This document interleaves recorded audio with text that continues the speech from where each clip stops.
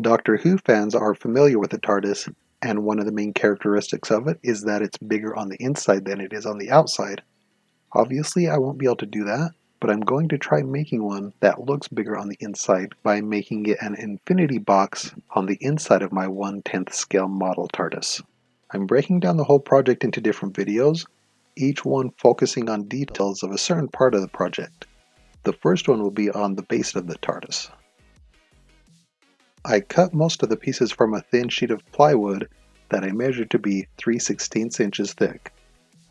I'll be cutting the wood with a razor blade, and I'm making most of my measurement marks with the razor blade. When scoring the wood at the measurements, lightly scratch the surface several times. Once a good score line is made, I used more pressure to finish cutting through the wood. When cutting your pieces, keep in mind which direction you want your wood grain for that piece to go. I also found that it works out much easier to cut the parts out in groups of pieces rather than each piece individually. After cutting the pieces, I sand all of the corners lightly.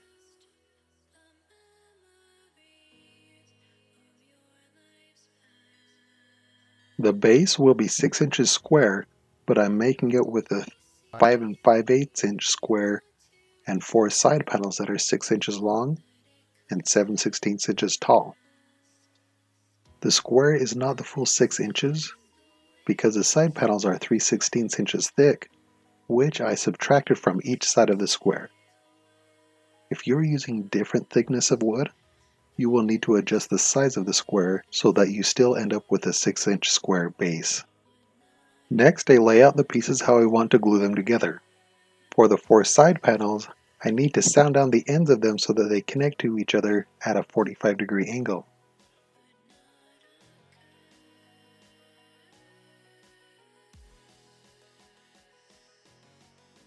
Once they all fit in place nicely, they are ready to be glued together and to the square.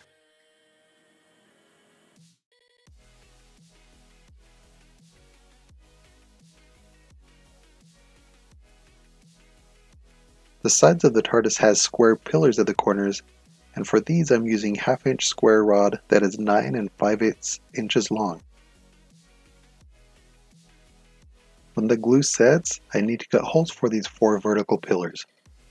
I measure 1/4 inch from each of the edges, then I measure 3/4 inches in from the edges. The 4 squares that I made at the corners by doing this is where I need to cut out for the pillars.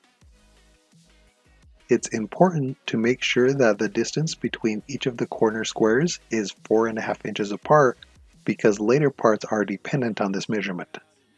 To cut out the holes for these pillars, I'm going to drill out the bulk of it, then I'll file out the rest.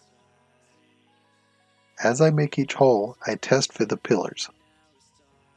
After all 4 holes are finished, I need to make a taper on the edges of the base.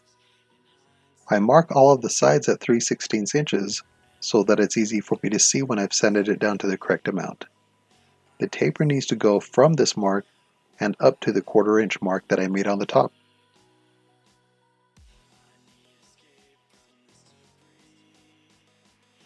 After sanding down the first taper, I take a look at it.